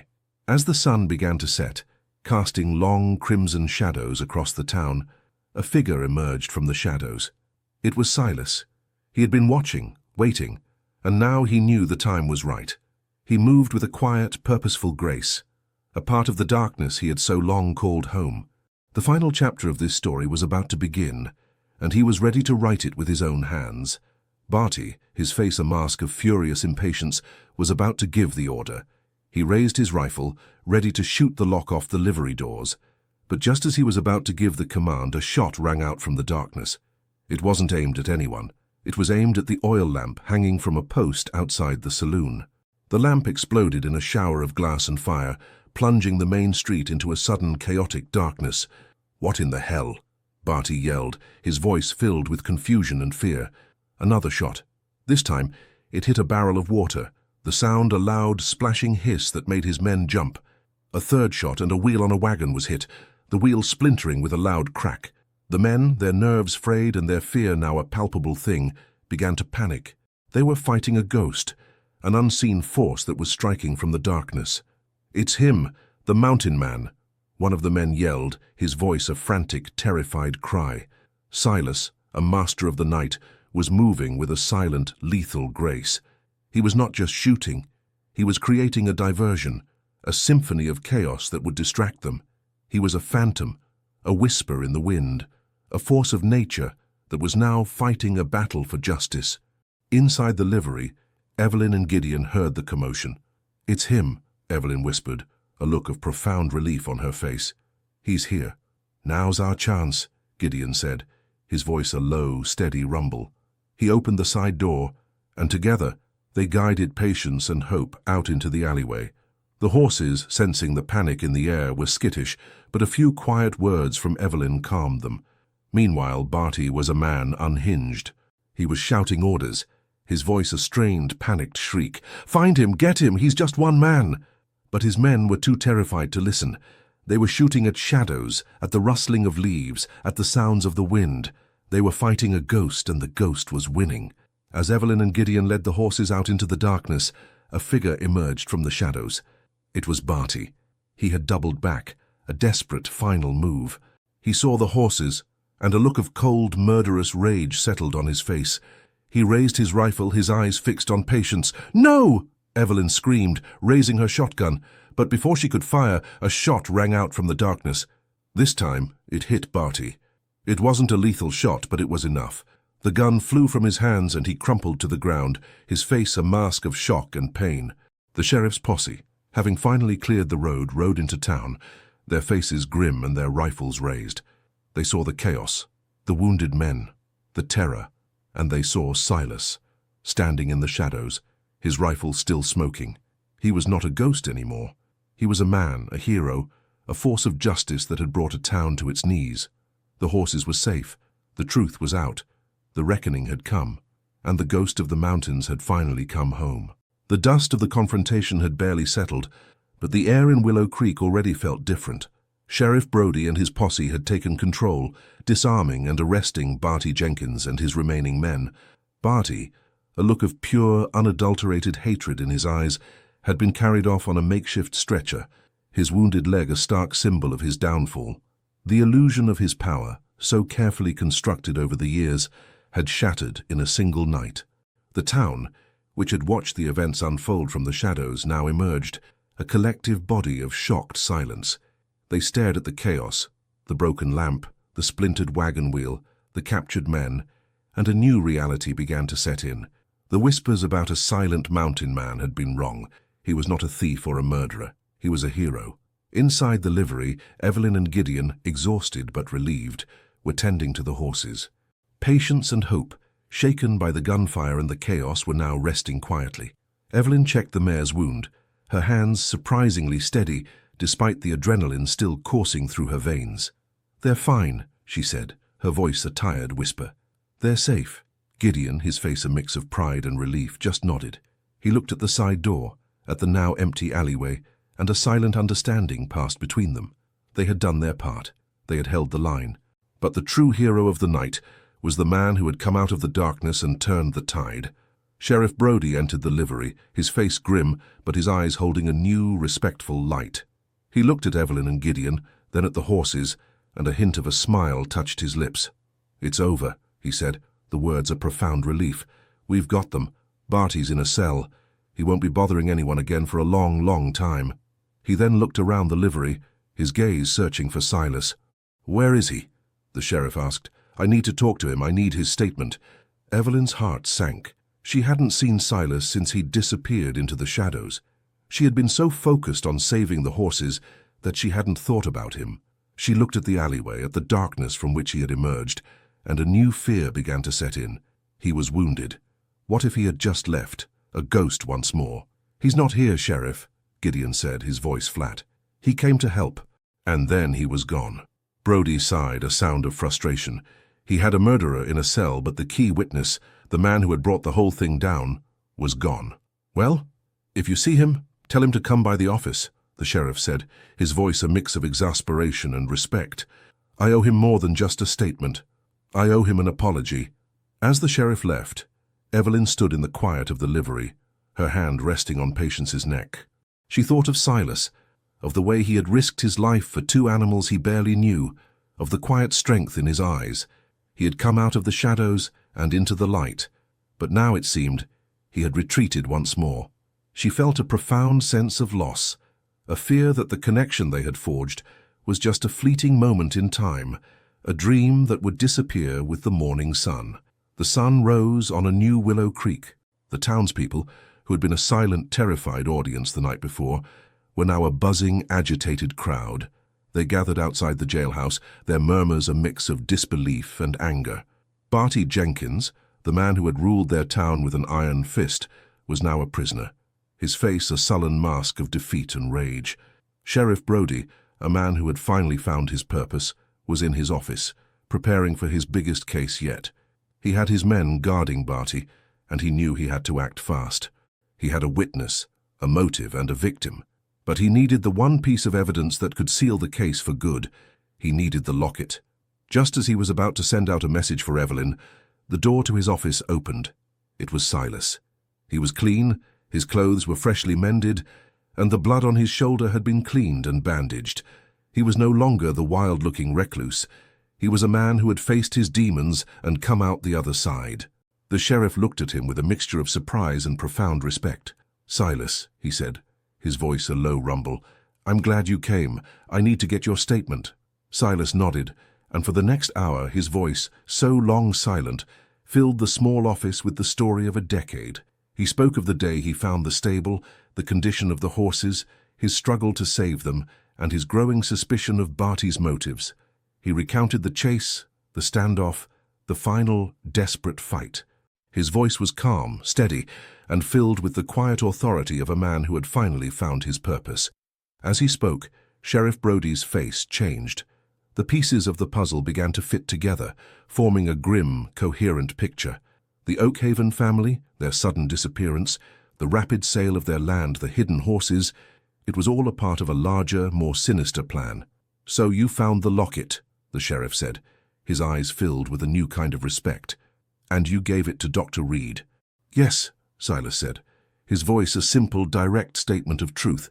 "It belonged to Amelia, the daughter." The sheriff leaned back in his chair, a look of profound satisfaction on his face.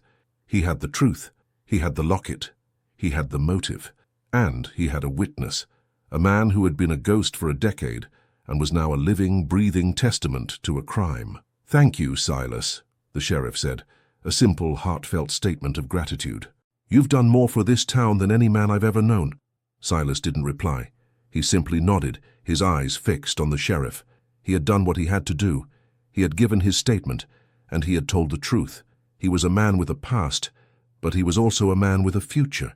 He had come to town a ghost, and he had found a reason to stay. The weight of the truth settled on Willow Creek like a heavy blanket. The town was no longer a place of quiet denial. It was a place of open discussion, of confrontation. People spoke in hushed tones of the Oakhaven family, their fate now a grim reality. Sheriff Brody, with Silas's statement, now a part of the official record, felt a renewed sense of purpose. He had a solid case against Barty Jenkins, but he knew that a man like Barty would fight it with everything he had. He needed a final, irrefutable piece of evidence. He needed to prove that the locket belonged to the Oakhaven family, and that it was more than just a piece of old jewelry. He met with Evelyn at her clinic. She had been taking care of a few of the townspeople who had been wounded in the chaos, her professional calm a welcome contrast to the town's agitation. She sat across from him, the locket on the table between them, its tarnished silver a symbol of a buried truth. "It's a beautiful piece," the sheriff said, his voice a low rumble. "But a good lawyer could argue that it was just a piece of junk found on the property. We need something more." Evelyn nodded. She had been thinking about this all morning. The locket had felt familiar in her hands, a piece of jewelry that held a story. She had a memory from her childhood, a story her father had told her, a story about the Oakhaven family and their secrets. She had a hunch. "My father," she began, her voice a low whisper, "knew the Oakhaven family. They were friends. He told me a story about a locket that the Oakhaven family had passed down for generations. He said it had a secret compartment, a message." The sheriff's eyes widened in surprise. "A secret compartment? Are you sure?" Evelyn took the locket in her hands. She ran her fingers over the intricate engravings, her mind replaying the story her father had told her. She pressed a small, almost invisible button on the side of the locket, a small hidden mechanism that only a member of the family or a close friend would know about. There was a click, a soft, final sound, and the locket snapped open. Inside, on a small, folded piece of parchment, was a single sentence, written in a delicate, elegant hand. It read, "Beware of the wolf in sheep's clothing. He will take everything." The message was not just a warning. It was a testament. It was written in the handwriting of Mrs. Oakhaven, a woman who had seen the darkness in Barty Jenkins, a man who had feigned friendship while plotting to take everything they had. The message was her last act of defiance, a message she had hoped would one day be found. The sheriff stared at the message, a look of profound satisfaction on his face. This was it. This was the final piece of the puzzle. This was the proof they needed. The locket was not just a piece of evidence. It was a living, breathing testament to a crime, a message from the dead. He looked at Evelyn, a silent, heartfelt expression of gratitude passing between them. The town had been silent for too long, a complicit witness to a crime it had chosen to ignore. But now, with a locket and a message from the past, the truth had finally been set free. With the discovery of the locket's hidden message, Sheriff Brody had all the evidence he needed. He had Barty's confession in his apathetic silence, Silas's unwavering testimony, and now a direct message from the Oakhaven family itself. The final piece of the puzzle had been found, and it was a damning indictment of Barty's greed and treachery. The sheriff, now a man of action, organized a proper investigation. He and his deputies, accompanied by a small group of trustworthy townsfolk, returned to the Oakhaven homestead. The place, which had been a symbol of a forgotten tragedy, was now a crime scene. Silas, too, was a part of the investigation. His intimate knowledge of the homestead and his sharp instincts made him an invaluable asset. He led them to the places he and Evelyn had found the clues, showing them the old well, the fragment of the stall door, and the path he had taken to the forgotten stable. He was a silent, grim guide, a man who was now a part of the justice he had once run from. As they dug around the old well, they began to uncover more secrets. A few feet from the well's edge, they found a small, rusted tin box. Inside, amidst a pile of mud and decay, were the Oakhaven family's deed to the land and a collection of old photographs.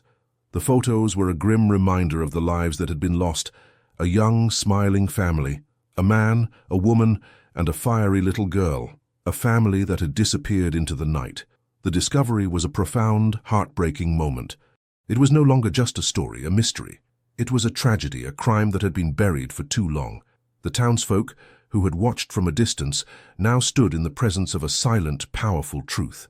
The investigation continued. They searched the other properties that Barty had acquired, finding more hidden secrets. They found a series of locked boxes, filled with cash and deeds, all of them acquired through shady, underhanded deals. They found a ledger, a grim, detailed account of Barty's dealings, his bribes, his debts, his threats. It was a testament to a man who had built his empire on a foundation of lies and a total disregard for human life. Evelyn, with her keen eye for detail, found a final damning piece of evidence. In a locked safe in Barty's office, she found a series of letters from the Oakhaven family. The letters were a plea for help, a desperate, final cry for help from a family who knew they were in danger. They spoke of Barty's threats, of his ruthless ambition, of his quiet, menacing presence. The letters were the final, irrefutable proof of his guilt. The town, which had once been so divided, was now united in a single, silent shame. They had all been a part of it, a complicit witness to a crime they had chosen to ignore.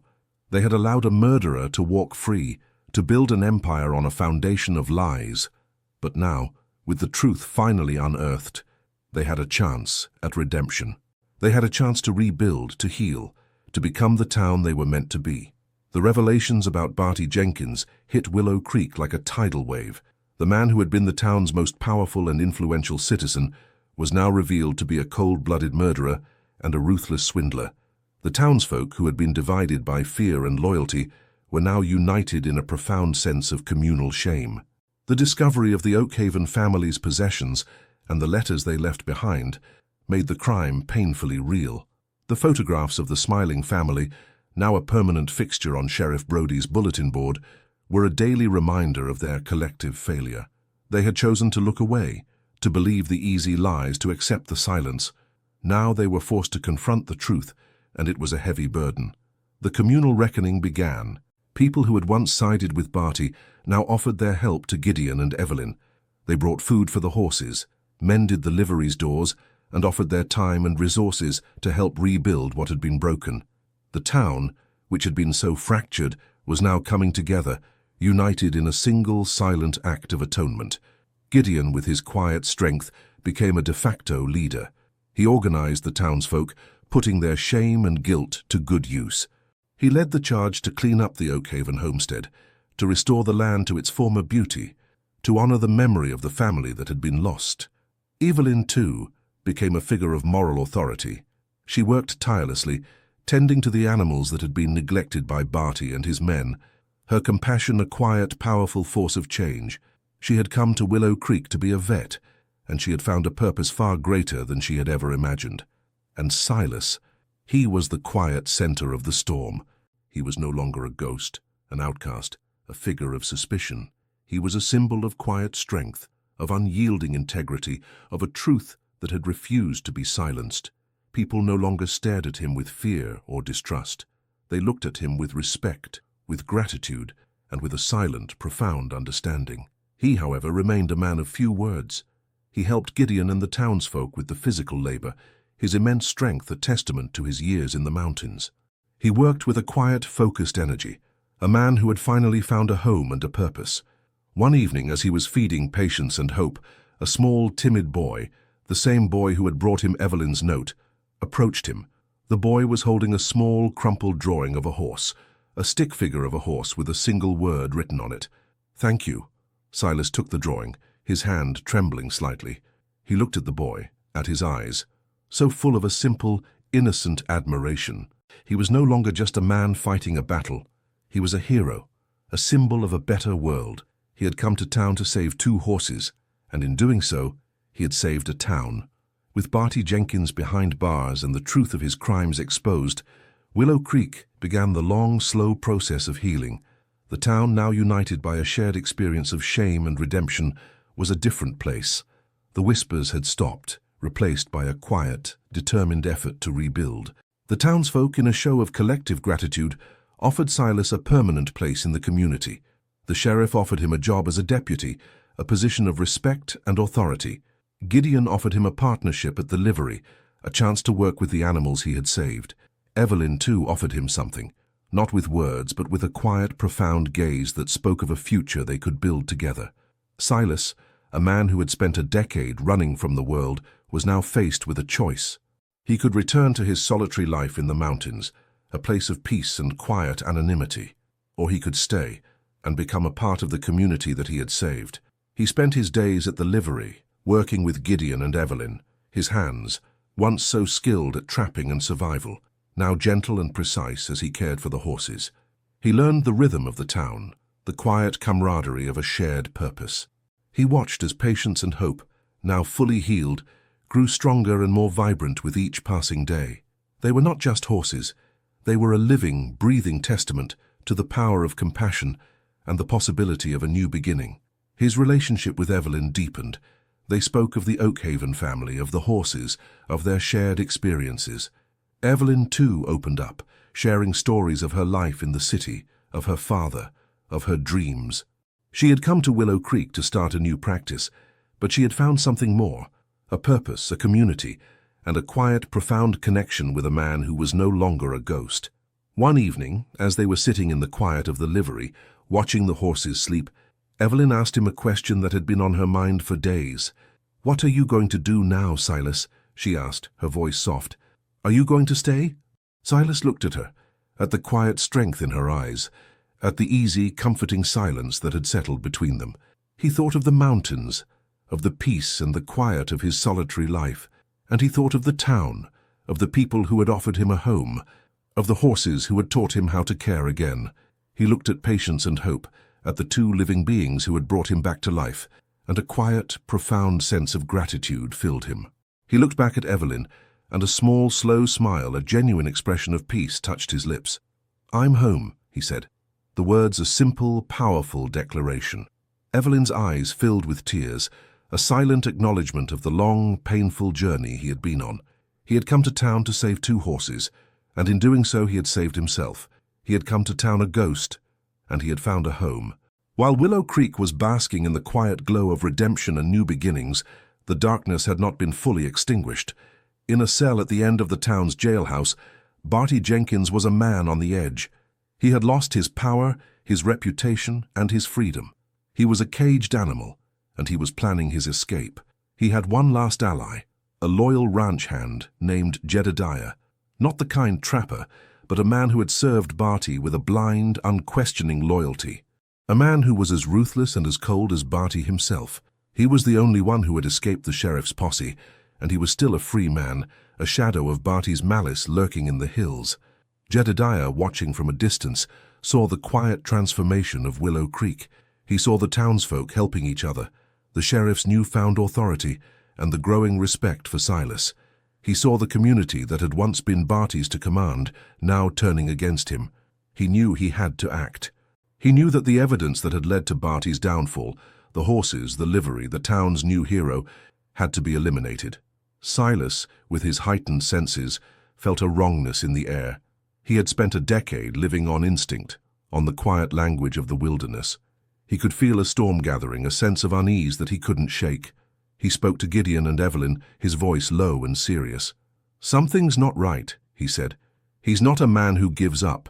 He'll have someone on the outside." Evelyn and Gideon, their minds still filled with the relief of victory, were hesitant. They had won. Barty was in jail. The threat was over. But they looked at Silas, at the quiet, unyielding conviction in his eyes, and they knew he was right. He had survived by trusting his instincts, and they had learned to trust him. They began to prepare for a final, unseen threat. They moved the horses to a more secure part of the livery, a stall in the back that was less visible from the outside. They took turns standing guard, their eyes on the hills, waiting for the other shoe to drop. The warning came in the form of a message, a cryptic note left on the sheriff's desk. The note, written in a crude, spidery hand, read, "What was found will be lost. What was saved will be burned." The message was a clear, direct threat. It was a promise of a final, desperate act of vengeance. Silas knew the threat wasn't aimed at him or Evelyn or Gideon. It was aimed at the horses. They were the symbol of his victory, the living, breathing testament to his truth, and Barty, in his final act of desperation, would try to erase them. The ghost of the past, the shadow of Barty's malice, was not yet gone. It was still lurking, waiting for its chance to strike, to burn everything to the ground. And Silas, the man who had survived a fire, knew he had to face this one too. The night air in Willow Creek was heavy, thick with a stillness that was both beautiful and terrifying. The town was asleep, dreaming of a new, brighter future, unaware of the storm that was gathering on the horizon. Silas, however, was awake. He was standing guard at the livery, his senses on high alert, his body a coiled spring of focused energy. He had spent the evening reinforcing the doors, boarding up the windows, and preparing for the final brutal act of Barty Jenkins's vengeance. He could feel Jedediah's presence in the hills, a cold, menacing shadow that was creeping closer. He knew the man would come. He was a creature of habit, a loyal, unthinking dog who would follow his master's commands to the bitter end. Just after midnight, Silas saw him. A lone figure, his face shrouded in a dark hood, moving with a silent, purposeful stride toward the livery. Jedediah was a man who moved with a singular, terrifying purpose. He was not here to steal. He was here to burn. Silas, a man who had survived a fire, felt a cold, primal fear in his chest. He could see the torch in Jedediah's hand, a small, flickering beacon of a coming conflagration. He was a man who was willing to destroy everything to settle a score. Silas knew he couldn't just confront him. Jedediah was a desperate man, and a desperate man was a dangerous one. He had to be strategic. He had to use the darkness, the silence, and the knowledge of his surroundings to his advantage. He was a ghost in the machine, a silent force that could turn the tide of a battle. He moved silently, a whisper in the wind, a shadow in the night. He circled around the back of the livery, positioning himself between Jedediah and the horses. He was the final line of defense, a guardian who would not let this fire happen. Jedediah, unaware of the silent figure watching him, began to douse the livery's walls with oil, his movements quick and efficient.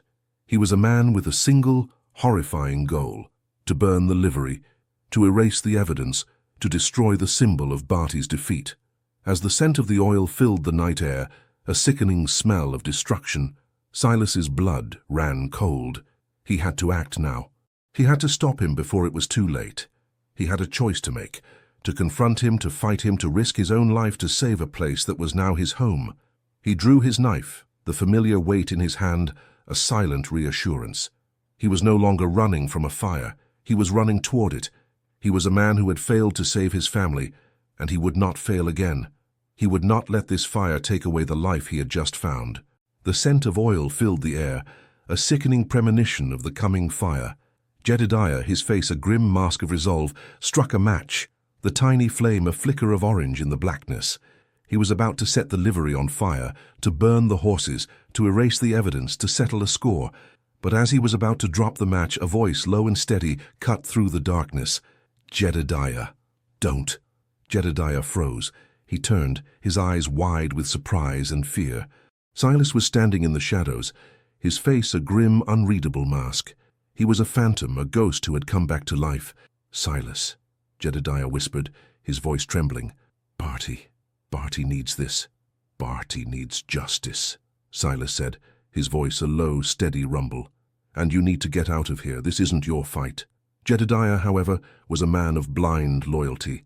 He shook his head, a single decisive motion. "I won't let you stop me. I won't let you take this from him. He deserves this." He lunged forward, the torch in his hand a fiery weapon. Silas, with a fluid, practiced grace, sidestepped, letting the momentum of the man's fury carry him past. He moved in a blur of motion, his hand a blur of steel. He struck, not to kill, but to disarm. The knife in his hand connected with Jedediah's arm, and the man cried out, his arm going limp. The torch fell from his hand, and it hit the ground with a soft, final thud. But it was too late.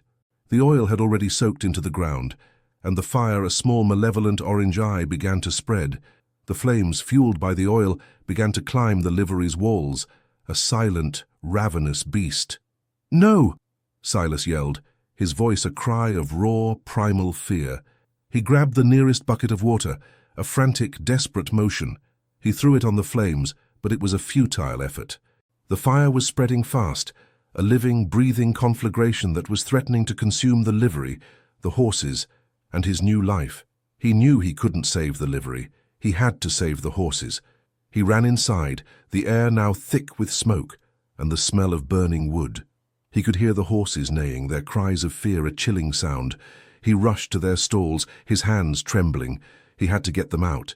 He had to save them from the fire that had taken everything from him. He untied Patience first, his hands a blur of motion. The mare, her eyes wide with terror, was a dead weight. He had to push her, to guide her, to get her out of the burning building. He felt the heat on his back, the smoke filling his lungs. He was a man who was reliving his worst nightmare, and he knew he had to win this time. He would not fail again. He finally got Patience out into the safety of the alleyway, the night air a welcome relief. But he knew he had to go back for hope. He looked at the burning livery, at the flames that were now a roaring, all-consuming beast. He took a deep breath and he ran back inside, a man who was no longer a ghost, but a hero, a defender, a man who was fighting to save the life he had just found. The sight of the fire was a physical blow, a ghost from Silas's past made terrifyingly real. The small flickering eye of flame Jedediah had left behind had grown into a hungry, roaring beast, consuming the livery's dry old timber with a speed that defied logic. The air, once thick with the smell of oil, was now choked with the acrid stench of smoke and the sickening scent of burning wood. Jedediah, his arm now useless, had fled into the darkness, a coward's retreat from the inferno he had created. But Silas wasn't fleeing. He was running toward it. His mind, so clear and focused just moments before, was now a fractured landscape of past and present. The roaring of the flames was the same sound he had heard a decade ago, the crackle and hiss a chilling echo of the fire that had taken everything from him. He could see the flash of his wife's face, the terror in her eyes as he tried and failed to reach her.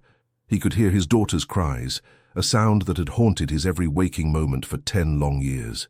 This was not just a fire. It was his personal hell, his greatest failure and his final test. He burst through the livery doors, the heat a suffocating blanket that pressed down on him. The interior was a cavern of smoke and flame, a fiery tableau of chaos and destruction. He could hear the horses neighing, their cries of fear a chilling sound that cut through the roaring of the fire. Patience, whom he had led to safety, was now standing at the edge of the alleyway, her head held high, her eyes wide with terror as she watched the inferno. But Hope, the foal, was still inside. Silas, his lungs burning, his eyes streaming with tears, fought his way through the smoke. He could barely see the thick black smoke, a choking, blinding force. He stumbled over fallen debris, his body a battlefield of old wounds and new injuries. He was a man fighting a ghost, a memory that was now a living, breathing reality. The memory of his daughter, of her fiery little spirit, was now the very thing he was running into. He could feel her presence in the heat, in the smoke, in the terrified cries of the foal. He finally reached the foal's stall. Hope, the tiny, once wobbly creature, was now a trembling, terrified animal, her eyes wide with a pure, unadulterated fear. She was pinned by a fallen beam, her small body trapped by the debris. Silas, with a surge of adrenaline, moved to her side. He tried to lift the beam, but it was a dead weight, a testament to the fire's raw, destructive power. He was a man who had come to town to save 2 horses, and he was failing. The past was a relentless, unforgiving master, and it was about to claim its final victim. Just as a section of the roof began to collapse, a new sound cut through the chaos. A siren. The town's fire bell was ringing, a loud, frantic cry that was answered by the shouts of men and the sound of rushing water. Evelyn and Gideon, awakened by the smoke, had rallied the town. A makeshift bucket brigade was formed, a human chain of courage and defiance that was now fighting to save the livery, to save the horses, to save Silas. Evelyn, her face smeared with soot, was at the head of the chain, her eyes fixed on the burning building. She could see the smoke, the flames, the terrifying tableau of a man fighting a war. He had been fighting for 10 years.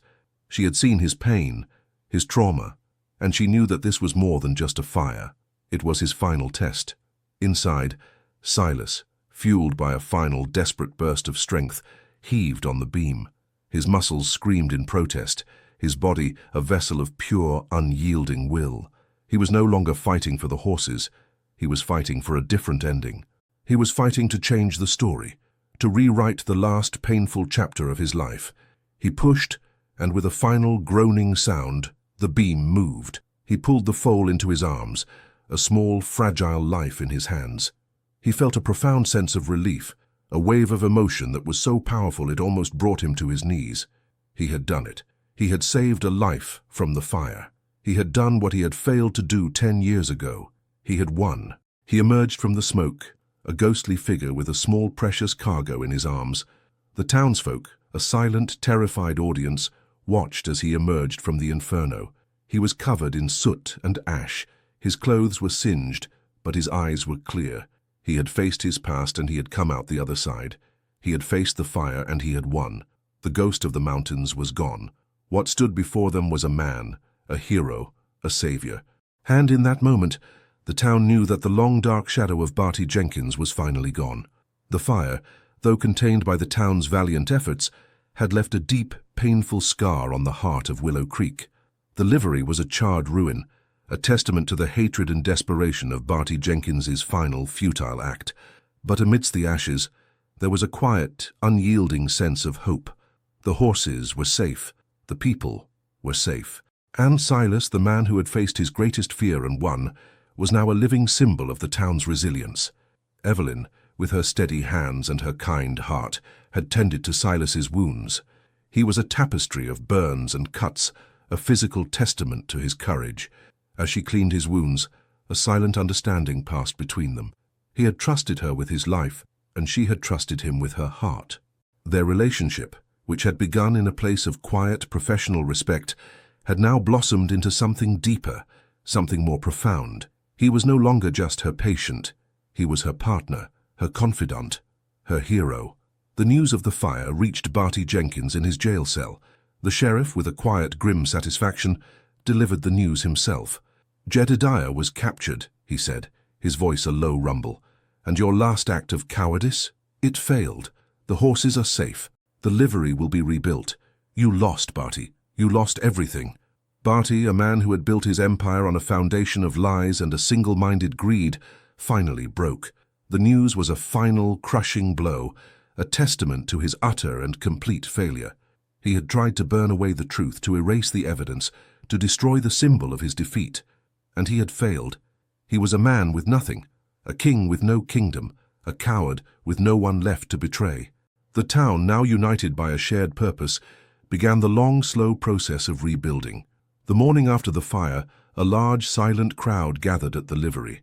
They were no longer a mob of curious onlookers. They were a community, a single body of defiance and redemption. The men, led by Gideon, began to clear the rubble. The women brought food and water. The children, a silent army of hope, brought drawings of a new, brighter livery, a testament to the future they now had a chance to build. Silas, a man who had once been so private, now worked alongside them, his immense strength a force of nature. He was a different man.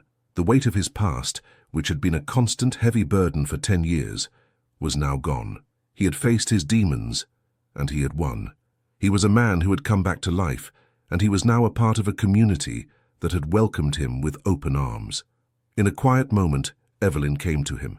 "The town wants to buy the horses for you, Silas," she said, her voice soft. "It's their way of saying thank you, of showing you that they've changed."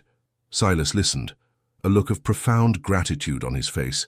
He appreciated the gesture, the simple, heartfelt offer of kindness, but he knew he had to do it himself. "No," he said, his voice a low, steady rumble. "I'll do it myself." He took a large pouch of gold from his satchel, the product of a decade of trapping and survival. It was a fortune, the sum of a life of solitude and hard work. He handed it to Gideon, a simple, direct gesture. "This is for the horses," he said, "for them to be bought and owned, for the rest of their lives, and for the rebuilding of the livery." Gideon, a man who was not easily moved, had a single tear roll down his cheek. "Silas," he whispered, "this is too much." "It's not too much," Silas said, a ghost of a smile touching his lips. "It's a down payment on a future for all of us." The town, a silent, appreciative audience, watched as he made the transaction. They saw a man who had come from the mountains with nothing but a broken heart, and they saw a man who was now a hero, a savior, a leader. He had come to town a ghost, and he had found a home. He had come to town to save 2 horses, and he had saved a town. And as the sun set on the quiet, determined town of Willow Creek, they knew that a new day was dawning, a day of hope, of redemption, of a future they had all earned. A year had passed since the fire, a year that had seen Willow Creek transform from a town of division and despair into a place of quiet, thriving prosperity. The old scars of the fire were gone, replaced by a new, sturdier livery, a testament to the town's collective resilience. The memory of Barty Jenkins and his reign of terror was now a distant, unpleasant memory, a ghost from a past that they had all worked so hard to bury. The new livery was a masterpiece of collaborative effort, a symbol of a town that had learned to work together, to forgive, and to build a better future. The stalls were clean and well kept. The hay was fresh. The air was filled with the happy, contented sounds of horses, a testament to the life that had been saved, the life that had been rebuilt. Silas, a man who had once been a ghost, was now a living, breathing part of the town. He was a partner at the livery, working with Gideon, his hands once so skilled at trapping and survival, now gentle and precise as he cared for the horses. He was a respected member of the community, a quiet, reassuring presence, a man who was no longer just the silent man of the mountains, but a man with a name, a home, and a future. Patience and hope, the 2 horses who had been at the center of the storm, were now a picture of health and vitality. Patience, her wound a thin, faded scar, was a strong, confident mare. And Hope, no longer a wobbly, fragile foal, was a young, vibrant horse, a testament to the life that had been saved, the future that had been secured. Their relationship with Evelyn had blossomed into something beautiful and profound. She was no longer just a doctor. She was a partner, a confidant, a friend. They spent their evenings in the quiet of the livery, speaking of the town, of the horses, of their shared journey. Their connection was not built on words, but on a silent, shared understanding of loss, of pain, and of the quiet, unwavering promise of a new beginning. One evening, as the sun began to set, painting the sky in a fiery display of orange and purple, Silas and Evelyn stood on a hill overlooking the town. The town was a peaceful, quiet tableau, a symbol of the peace they had both fought so hard to achieve. "Look at it," Evelyn said, her voice a low, peaceful whisper. "Look at what you did, Silas." Silas didn't reply. He just stood there, his eyes fixed on the town. He saw the livery, a beacon of hope in the quiet darkness.